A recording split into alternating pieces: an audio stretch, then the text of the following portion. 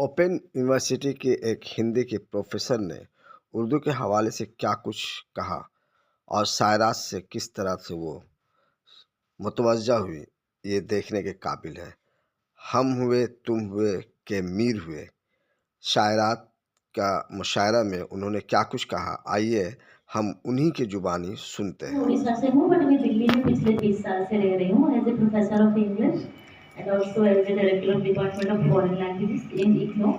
इग्नो जो है दुनिया का सबसे बड़ा विश्वविद्यालय है, वर्ल्ड लार्जेस्ट यूनिवर्सिटी। हमारा 8.85 मिलियन स्टूडेंट्स है एंड हमारे पास बहुत वैराइटीज के प्रोग्राम्स है। जैसे जो स्कूल ऑफ ह्यूमैनिटीज को मैं बिलोंग करती हूँ, जहाँ से मैं आई हूँ यहाँ पर वाइस चांसलर बन के, वहाँ पर एक उर्दू डिपार्टमेंट भी है। तो स्कूल ऑफ ह्यूमैनिटीज में इंग्लिश में मैं senior most professor, head of the department. वहाँ हमारे हिंदी डिपार्टमेंट भी है, उसमें भी 8-10 टीचर्स हैं, प्रोफेसर्स, एसोसिएट प्रोफेसर सब लोग हैं, और संस्कृत और उर्दू एंड 4 डिपार्टमेंट मिलके हम लोग स्कूल ऑफ ह्यूमैनिटीज चला रहे हैं। उर्दू डिपार्टमेंट मोर और लेस नया है, 2.5-3 साल पुराना है। एंड उर्दू में जो नए 4 असिस्टेंट प्रोफेसर ज्वाइन किए, 4 या 5, वो सारे नए उसी के फ्रेंड्स भी है एंड वो 5 बहुत ही एफिशिएंट है, बहुत ही काबिल है। वो लोग जब से ज्वाइन किए, certificate in Urdu, diploma programmes in Urdu, masters degree, BA, MA, PhD Urdu में बहुत सारे प्रोग्राम्स, और 4-5 बच्चे मिलकर कर दिए। एकदम छोटे छोटे हैं, 30-35 साल के बच्चे हैं, सारे मिलकर इतने सारे प्रोग्राम्स कर लिए एंड वहाँ एडमिशन भी बहुत अच्छा चल रहा है उर्दू डिपार्टमेंट में। एंड वो जब से ज्वाइन की मेरे साथ तो स्पेशली बहुत अटैच्ड हो गए, क्योंकि मैं भी पोइट हूँ। जो 22 बुक्स मैंने लिखे हैं, उसमें से 8 पोइट्री बुक्स हैं। उर्दू में नहीं लिखे, इंग्लिश में लिखे। ओके, सुना देंगे। तो जो 22 बुक्स मेरे पब्लिश थे, उसमें से 8 पोइट्री बुक्स हैं। The titles are like the other boys, और एक है द साइलेंस, और एक है सीता, और एक है a song half and half, और जैसे सुकोमा एंड अदर पोएम्स, 0 पॉइंट, उस टाइप के काफ़ी सारे पोएम्स हैं। एंड मेरा पोइट्री यूजुअली और ह्यूमैनिटी एंड नेचर और मैस्कुलिनिटी स्टडीज, अभी करंट करके मैंने एक पोइट्री बुक लिखा जिसमें कि मैस्कुलिनिटी स्टडीज का डिस्कोर्सेस है। तो मैं सारे ह्यूमन इमोशंस पे और स्पिरिचुअलिज्म, नेचर, साइकोलॉजिकल एस्पेक्ट्स, यही सब बहुत वैराइटीज के सब्जेक्ट्स पे मैं पोइट्री लिखती हूँ। और मेरे बाकी सारे बुक्स फोक लिटरेचर पे है, लोक साहित्य पे है। मैंने लोक साहित्य का देश का पहला MA प्रोग्राम लॉन्च किया, खुद बना के 20,000 पेजेस के प्रोग्राम मैंने बनाया है, MA फोक लिटरेचर। और UGC में नेट एग्जामिनेशन भी फोक लिटरेचर का मैं कराती हूँ। और मैं पूरी दुनिया घूम के बहुत सारे यूनिवर्सिटीज़ में लोगों से मिलती हूँ, और मैं गर्ल चिल्ड्रन का एजुकेशन प्रमोट करती हूँ, और ट्राइबल स्टडीज़ पे काम करती हूँ। ट्राइब्स एंड ट्राइबल कम्युनिटीज़ को मैं प्रमोट करती हूँ। मैं लोगों के लाइफ को I try to touch lifes directly by meeting people. I am a people's person. और मैं सोचती हूँ कि a poet should not be juggling with words. जैसे वर्ड जगलिंग करते हैं, जो वो मैं नहीं करती। मैं चाहती हूँ कि पोइट ह्यूमैनिटी के साथ क्लोजली एसोसिएटेड रहे, सबके लाइफ में जाके क्या हो रहा है, उनको कैसे मदद किया जा सकता है। जैसे मेरा एक पोइट्री बुक का नाम है सुकोमा एंड अदर पोएम्स। उसमें सुकोमा करके ट्राइबल कम्युनिटी के वुमेन, हमारे जो लेडीज है, हमारे घर में वो काम करती थी जब हम छोटे छोटे बच्चे थे। फिर बहुत साल के बाद जब मैं उड़ीसा वापस गई, मैंने देखा कि सुकोमा का डेथ हो चुका है एंड सुकोमा के चेहरे पे उसके हस्बैंड ने टैटू कर दिया था। जैसे ऐसे हरिजन की वर्टिकल टैटू उसके चेहरे पे कर दिया था ट्राइबल कम्युनिटी का। वो इसलिए कि उसको बदसूरत बनाना था, वो सुंदर रहने से उसको कोई देखेंगे, तो हस्बैंड ने उसको बदसूरत बना दिया था। जब मैं उड़ीसा बहुत साल के बाद वापस गई, मैंने देखा कि उसके बेटियों का भी वही हाल होने वाला है। तो मैं उनकी बेटियों को वहाँ से लेके दिल्ली आ गई एंड उनको मैंने दिल्ली में बहुत सारे इंस्टीट्यूशंस में लेके सेटल कराया, उनको पढ़ाया एंड उनका फैमिली वहाँ बनाया। बट उसके साथ मैंने एक पोइट्री बुक लिखा, सुकोमा एंड अदर पोएम्स, जिसमें कि सुकोमा को मैंने ट्रिब्यूट दिया कि वो ट्राइबल कम्युनिटी का औरत थी। हम लोग इंग्लिश बोलते थे, उड़िया बोलते थे एंड वो कोई लैंग्वेज बोलती थी, तो हम लोग कभी एक दूसरे का लैंग्वेज नहीं समझे, but we understood one language, the language of love.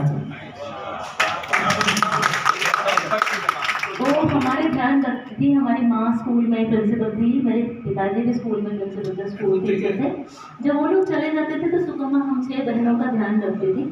तो हम एक दूसरे का लैंग्वेज कभी नहीं समझे, बट फिर भी एक अंडरस्टैंडिंग था, सुपर मत जो करें हम कर लेते थे।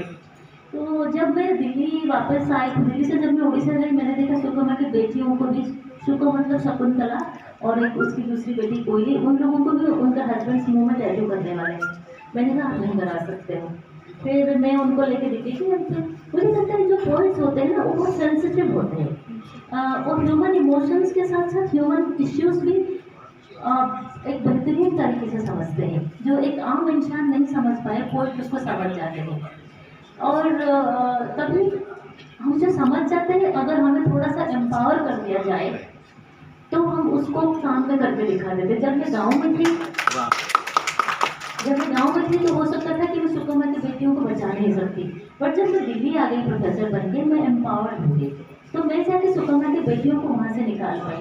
अब मैं यहाँ पर वही देख रही हूँ कि यहाँ जो लड़कियाँ बैठी हैं, मुझे नहीं पता ये लोग स्टूडेंट्स हैं, काम करते हैं, नौकरी करते हैं, क्या करते हैं, मुझे इतना इनके बारे में पता नहीं। मैं सब कुछ नरेंद्र जी से पता होगी, एंड सबका पोइट्री इंग्लिश में ट्रांसलेट करा के इधर उधर पब्लिश करा।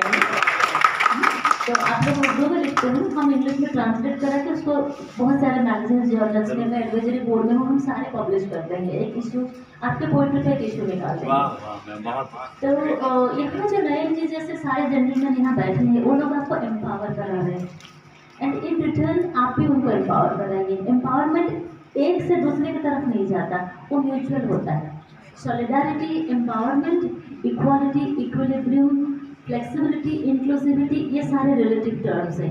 ऐसा नहीं कि एक वीक है दूसरा उसको एम्पावर करा रहा है, नहीं, आप भी उनको एम्पावर करा रहे हो। आप जो पोइट्री बोलेंगे उससे उनको कुछ सीखने को मिलेगा, एंड हो सकता है कि घर में आप उनका जैसे ध्यान रखते हो, आपके बिना उनका लाइफ नहीं चलता, ये भी हो सकता है, एंड म्यूचुअली उनके बिना आपका लाइफ नहीं चलता।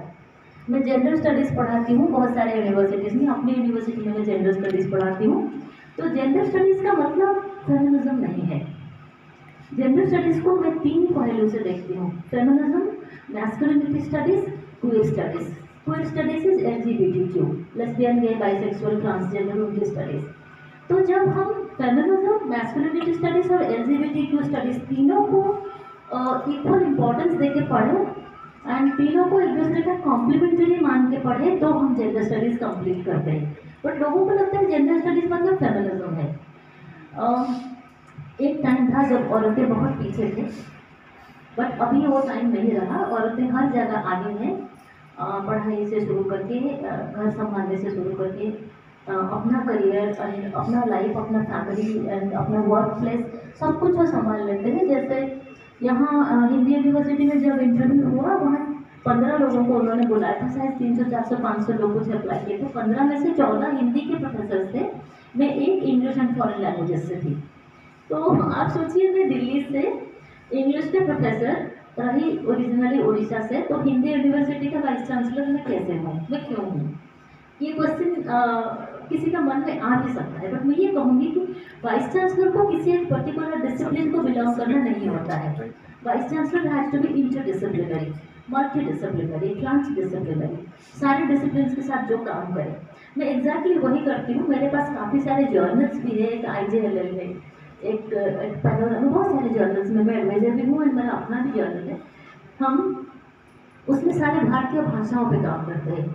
जैसे मुझे पूछा गया कि आप हिंदी यूनिवर्सिटी में करना क्या चाहती है, मेरा पहला ये था कि जो 22 languages of India which are approved by the constitution, मैं वो 22 लैंग्वेजेस में MA प्रोग्राम्स इंट्रोड्यूस करूँगी, और मैं फॉरेन लैंग्वेजेस में भी MA इंट्रोड्यूस करना चाहूँगी, और जो ट्राइबल एंड ओरल लैंग्वेजेस पे भी मैं MA कराना चाहूँगी।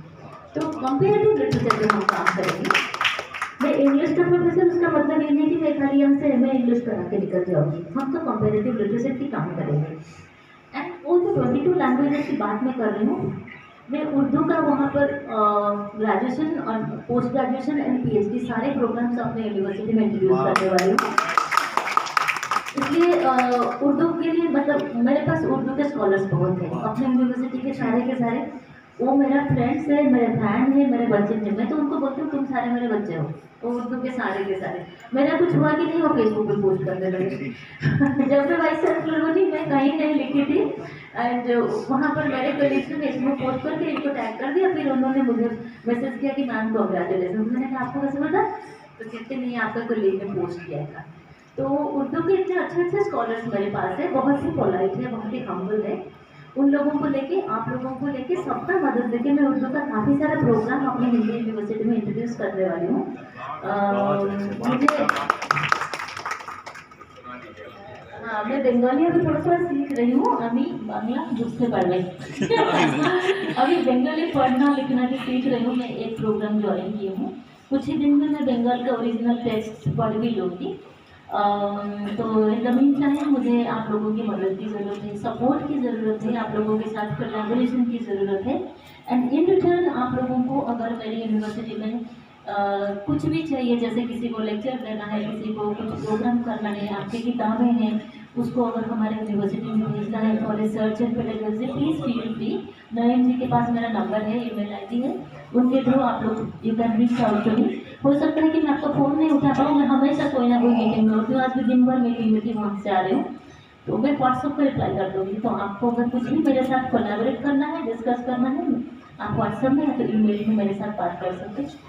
आज यहाँ आके बहुत ही अच्छा लग रहा है, इतने सारे सुंदर चेहरे, इतने सुंदर सुंदर लड़कियाँ, एंड उधर पीछे जो बैठे हैं सारे पोइट्स एंड स्कॉलर्स, सबके चेहरे पे इतना रेस्पेक्ट, इतना प्यार। I am really feeling so welcome in West Bengal and particularly Gautam Hindi Academy. Thank you very much for inviting me here.